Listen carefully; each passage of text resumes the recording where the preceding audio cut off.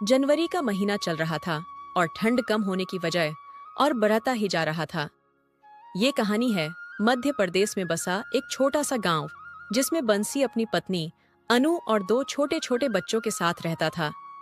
बंसी काफी गरीब था, लेकिन उसकी ईमानदारी और दिल में जलता चिंगारी उसे यकीन दिलाता कि आज नहीं कल उसे एक अच्छा काम जरूर मिलेगा। अजी, आपको शर्म नहीं लगती? बच्चे यहाँ भूखे तड़प रहे हैं और आप है कि चुपचाप घर में बैठे हैं। कल कैसे कैसे मैं बचा चावल बनाई हूँ, लेकिन मुझे समझ नहीं आ रहा है कि आज क्या बनाऊं। घर में खाने को कुछ भी नहीं बचा, अब मैं क्या करूं? अनु, तुम भगवान के लिए मुझे मत डांटो। तुम्हें तो पता ही है कि ठंड में काम मिलना कितना कठिन होता है, लेकिन तुम चिंता मत करो, मैं कुछ ना कुछ उपाय जरूर निकाल लूंगा। इस खराब परिस्थिति में एक तुम ही तो हो जो मेरी ताकत बनकर मुझे हौसला मेरे साथ खड़ा रहोगी, लेकिन तुम ही टूट जाओगी तो मैं भी टूट जाऊंगा। मैं आपकी मजबूरी समझ रही हूँ, लेकिन मैं क्या करूँ? मेरी इतनी अच्छी सहेली कंचन, वो भी हमारी गरीबी का मजाक उड़ाती है। हम लोग जब साथ में पढ़ाई करते थे तो वो मुझे बोलती थी कि अनु, कुछ भी हो जाए हम दोनों हमेशा एक अच्छा दोस्त बनकर रहेंगे, दुख सुख में हमेशा साथ देंगे। लेकिन आज सुबह जब उसके घर गई कि कंचन बहन मुझे कुछ खाना दे दो, मेरे दोनों बच्चे कल से भूखे हैं, तो आपको पता है वो क्या बोली? कहती है, अनु बहन, तुम जैसे गरीब हो उससे कई गुना गरीब मैं हूँ। मैं तो अभी तुम्हारे पास कर्ज लेने आ ही रही थी, लेकिन तुम भी गरीब हो, मुझे नहीं पता था। जबकि उसके दोनों बच्चे खीर और पूरी खा रहे थे। अब आप बताइए कि लोग हमारी इतनी मजाक उड़ाते हैं, लेकिन फिर भी आप काम की तलाश नहीं कर पाते। यहाँ का ताना तो मुझे सुनना पड़ता है। हे भगवान, आप इतनी कठोर कैसे हो सकते हो? बंसी के पास अपनी पत्नी के लिए कोई जवाब नहीं था।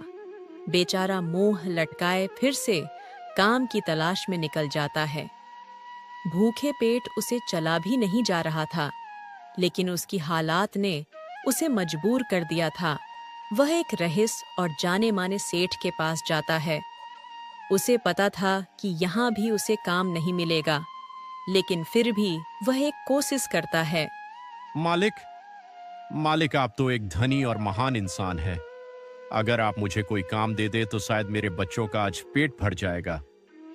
2 दिनों से हम लोग अन्य का एक दाना नहीं खाए हैं। कृपया करके मुझे एक काम दे दीजिए। मालिक, मैं आपका यह एहसान मरते दम तक नहीं भूलूंगा। अरे वो मूर्ख इंसान, तुम्हें दिखाई नहीं देती कि हम दोनों कितनी जरूरी बातें कर रहे हैं? अगर फिर से बीच में टपके तो मैं तेरी जान ले लूंगा।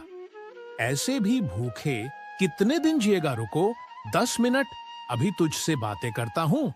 देखो श्यामू, कुछ भी हो जाए, लेकिन ये 2 बोरी सामान जल्द से जल्द वीरेंद्र ठाकुर के पास ले जाओ, क्योंकि ये सारा सामान उनके यहाँ पहुंचाना बहुत ज्यादा जरूरी है। क्योंकि उन्होंने कल ही मुझे बोला था और मैं भूले भूले में भूल गया। अगर 2 घंटे में ये सामान उनके यहाँ नहीं पहुंचा तो मेरी खैर नहीं। लेकिन मालिक, आपको तो पता ही है कि अब उतना समय नहीं कि 2 घंटे में ये सामान पहुंचा सकूं। उनका घर यहाँ से लगभग 16 किलोमीटर दूर है। इतना लंबा सफर तय करने में तो रात के 10 बज जाएंगे। मालिक, आप बुरा मत मानना, लेकिन यह काम असंभव है। अरे नहीं श्यामू, तुम ऐसा नहीं बोल सकते। अगर ये काम नहीं हुआ तो मेरे साथ बहुत बुरा होगा। तुम एक काम करो, एक ऐसा मजदूर खोजो जो यह काम 2 घंटे में कर दे। चाहे इसके लिए मुझे 2 गुनी पैसा क्यों ना देना पड़े, लेकिन यह काम होना ही चाहिए। बंसी वहीं खरा खरा सेठ की सारी बात सुन लेता है। उसे एक कैसा भी काम चाहिए था ताकि वह अपने बच्चों के लिए खाना जुटा सके। सेठ जी, मुझे माफ कीजिएगा, मैं फिर आपके बीच में बोल पड़ा। लेकिन आप उदास मत होइए, मैं अपनी जान पर खले कर आपका काम करूंगा। आप मुझ पर विश्वास कीजिए मालिक, मैं 2 घंटे में यह सामान पहुंचा दूंगा। अगर तुम इस काम को कर लेते हो तो मैं तुम्हें इसके बदले 2 गुनी मजदूरी दूंगा।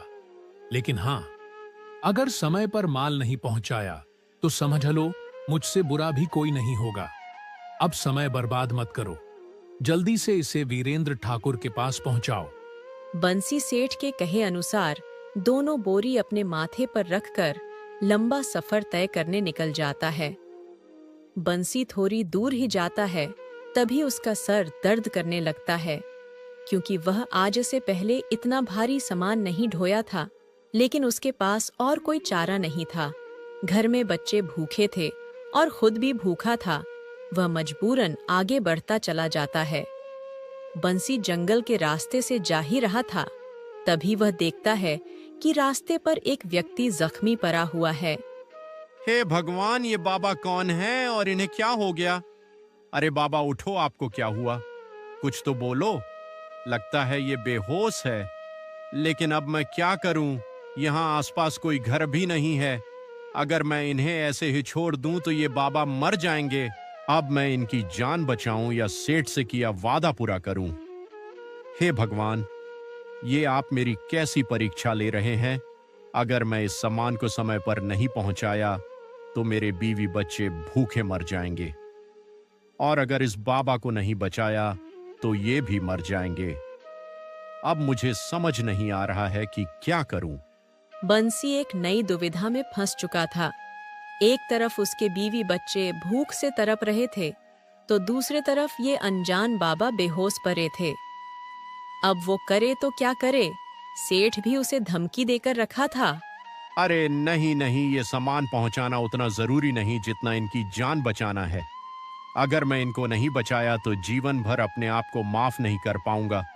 और रही बात बीवी बच्चों की, तो वो एक दिन भूखे रह सकते हैं, लेकिन ये बाबा नहीं। बंसी अपनी इंसानियत दिखाता है और उस अनजान बाबा को एक वैद्य के पास ले आता है। वैद्य जी उन्हें अच्छे से इलाज करते हैं और बंसी से कहते हैं, अरे बेटा, अगर तुम इन्हें समय पर यहाँ नहीं लाते तो इनकी जान बचाना बहुत मुश्किल हो जाता, क्योंकि इनकी हालत देखकर ऐसा लग रहा है कि ये काफी देर से वहां बेहोश पड़े थे। हाँ वैद्य जी, मुझे लगता है आप ठीक बोल रहे हैं।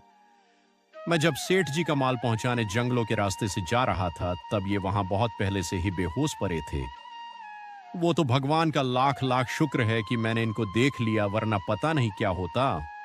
अरे बेटा, ये तुमने तो बहुत ही पुण्य का काम किए हो, लेकिन क्या तुम्हें पता है कि जिन्हें तुम अपनी जान पर खेलकर बचाए हो वो कौन है? नहीं बाबा, मुझे नहीं पता है कि वह कौन है। मैंने तो बस इंसानियत के तौर पर उनकी मदद की है, बाकी मेरा उनसे कोई वास्ता नहीं। रास्ते में वह बहुत तड़प रहे थे, इसलिए मुझे उनकी यह तरफ देखी नहीं गई और मैंने अपना सारा दुख काम भूलकर इनकी मदद की। वाह बेटा, तुम्हारी नेकी तो मेरी दिल जीत ली। ये कोई आम इंसान नहीं, बल्कि इस गांव के सबसे अमीर और धनवान व्यक्ति है। इनकी लाखों की जमीन, घर और कारोबार है। अगर उन्हें पता चला कि उनकी जान तुम्हारी वजह से बची है तो वो तुम्हें पैसों से नहला देंगे। ये आप कैसी बातें कर रहे हैं बाबा? जब मैं इनको जख्मी हालत में देखा था तब थोड़ी ना देखा कि ये अमीर है या गरीब। बस मैंने अपना इंसानियत दिखाते हुए इनकी मदद की। अब मैं चलता हूं बाबा, मेरी पत्नी और बच्चे भूखे हैं। जो काम के लिए वादा किया है उसे पूरा करना है। बंसी अपना स्वाभिमान बेचना नहीं चाहता था, इसलिए वो अमीर इंसान के उठने से पहले ही वहां से चला जाता है। वह जब रास्ते से लौट ही रहा था, तभी उसे सेठ मिल जाते हैं और वो काफी गुस्से में थे। अरे ओ बंसी के बच्चे, आज तुम्हारी वजह से वीरेंद्र साहब मुझे इतना भला बुरा कहकर गए हैं। वो तो हमारी पुरखों की देन है जो हमें माफ कर दिए, वरना पता नहीं क्या करते। लेकिन तुम कहां मर गए थे? तुमने तो वादा किया था कि समय पर माल पहुंचा देगा, फिर क्यों नहीं पहुंचाया? साहब, वो रास्ते में एक अनजान व्यक्ति जख्मी पड़ा था। अगर मैं उन्हें छोड़कर आपका माल पहुंचाने जाता तो वो मर जाते।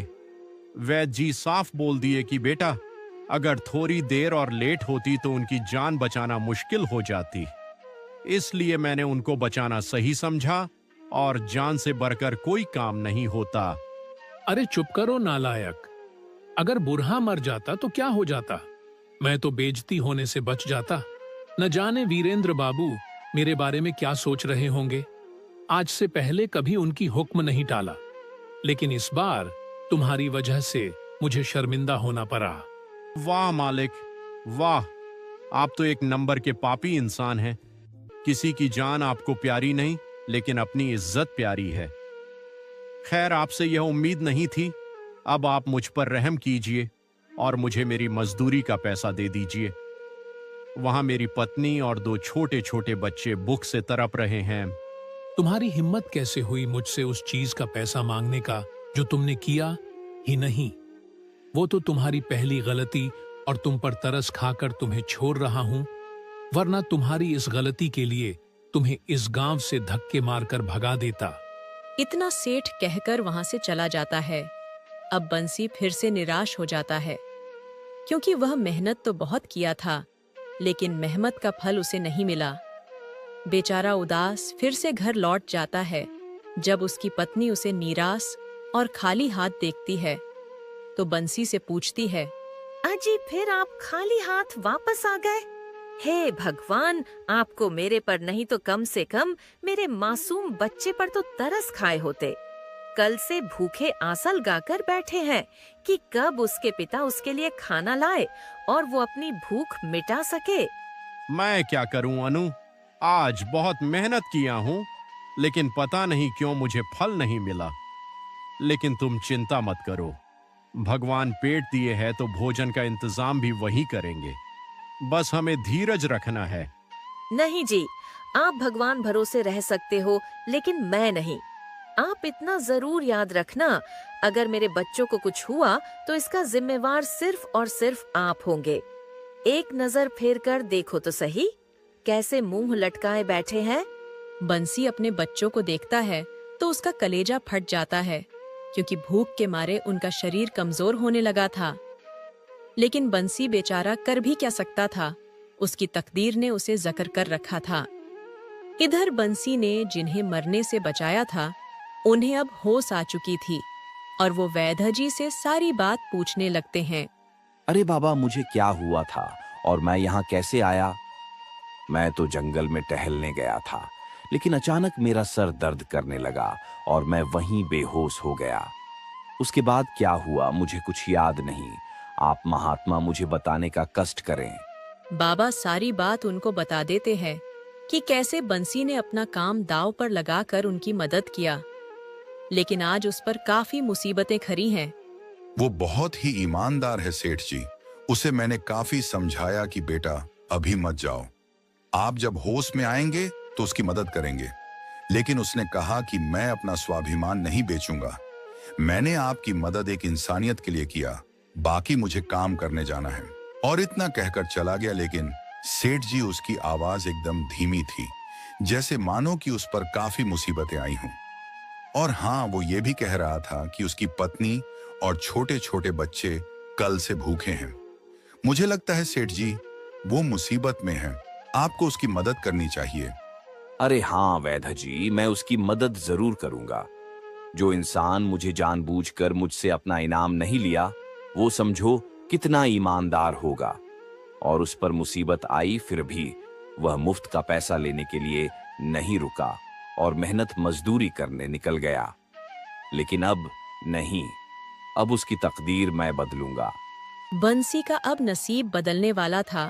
वो चुपचाप घर में उदास बैठा था। तभी उसके घर पर किसी व्यक्ति का दस्तखत होता है। बंसी और उसकी पत्नी दोनों घर के बाहर आते हैं तो देखते हैं कि वही सेठ है जिनको बंसी मरने से बचाया था। अरे साहब, आप मेरे यहाँ, और आपकी तबीयत कैसी है? आप ठीक तो है ना? मैं बिल्कुल ठीक हूँ बेटा। ये जीवन तो तुम्हारी ही देन है। अगर तुम मुझे वैद्य जी के पास नहीं ले जाते तो शायद आज मैं तुम्हारे सामने खड़ा नहीं होता। तुमने मेरी जान बचाई है, इसीलिए मेरा भी ये फर्ज बनता है कि तुम आज से भूखे नहीं रहोगे। ये लो बेटा, ये छोटा सा उपहार स्वीकार करो। अरे साहब, ये आप क्या कर रहे हैं? मैंने आपकी जान इसलिए नहीं बचाई कि एक दिन आप उसकी कीमत दे। बस मैंने इंसानियत के खातिर आपकी मदद की। मैं आपका यह पैसा नहीं ले सकता। मैं गरीब जरूर हूं सेठ जी, लेकिन अपना ईमान नहीं बेच सकता। वाह बेटा वाह, आज तुम्हारी ईमानदारी देखकर मेरे आंखों में आंसू आ गए। एक जमाना था जब लोग अपने भाई का कत्ल कर देते थे, और वो भी कुछ पैसे के लिए। लेकिन आज तुम्हारी सोच देखकर मुझे खुद पर शर्म आने लगी है। ये पैसे रख लो बेटा। मुझे वैद्य जी तुम्हारे बारे में सारी बात बता दिए कि तुम और तुम्हारे परिवार अभी भी भूखे हैं। मैं ये पैसे खुशी से दे रहा हूं, रख लो। नहीं सेठ जी, मैं ये पैसे नहीं ले सकता। अगर कोई पुण्य का काम करो और उसके बदले उसकी कीमत ले लो तो वो पाप हो जाता है। अगर सेठ जी आप मुझे कुछ देना ही चाहते हैं तो इस मजदूर को एक काम दे दीजिए। मैं दिन रात मेहनत करके अपने परिवार का पेट पाल लूंगा। ठीक है बेटा, कल से तुम मेरे यहाँ काम करोगे, और ऐसा वैसा काम नहीं, एक मुंशी का जो काम होता है वो तुम करोगे। लेकिन बेटा, आज तुम्हारा परिवार भूखा है, इसीलिए मैं तुमसे विनती करता हूँ, ये कुछ पैसे ले लो ताकि तुम भरपेट भोजन कर सको। ठीक है सेठ जी, आपकी जैसी इच्छा। बंसी बहुत खुश होता है क्योंकि कल से उसे काम मिल चुका था। दोनों पति पत्नी घर में जाते हैं और एक दूसरे बातें करते हैं। देखा अनु, मैंने तुमसे कहा था ना कि भगवान हमारी तकदीर जरूर बदलेंगे। इसलिए हर इंसान को अपनी कर्म करनी चाहिए, क्योंकि फल देना हमारे हाथों में नहीं, ऊपर वालों के हाथों में होता है। हाँ जी, अब मुझे समझ आ गया है कि उस वक्त गलती हमारी थी। आप तो काम की तलाश कर रहे थे, लेकिन कहीं पर आपको काम नहीं मिल रही थी। लेकिन आज आपकी ईमानदारी और मेहनत के कारण पैसा और काम दोनों मिल गया। आप मुझे माफ कर दीजिए, मुझसे बहुत बड़ी भूल हो गई। अरे नहीं अनु, तुम जानबूझकर ऐसा नहीं कर सकती। मुझे पता है कि तुमने जो किया मजबूरी में किया, क्योंकि हमारे बच्चे 2 दिन से भूखे थे। तुम मुझसे माफी मत मांगो, मैं समझ सकता हूँ। आओ अनु, हम लोग साथ बैठकर खाना खाते हैं। तो इस तरह बंसी अपनी ईमानदारी और नेकी के कारण सेठ का दिल जीत लिया और ये साबित कर दिया कि ईमानदारी की हमेशा जीत होती है।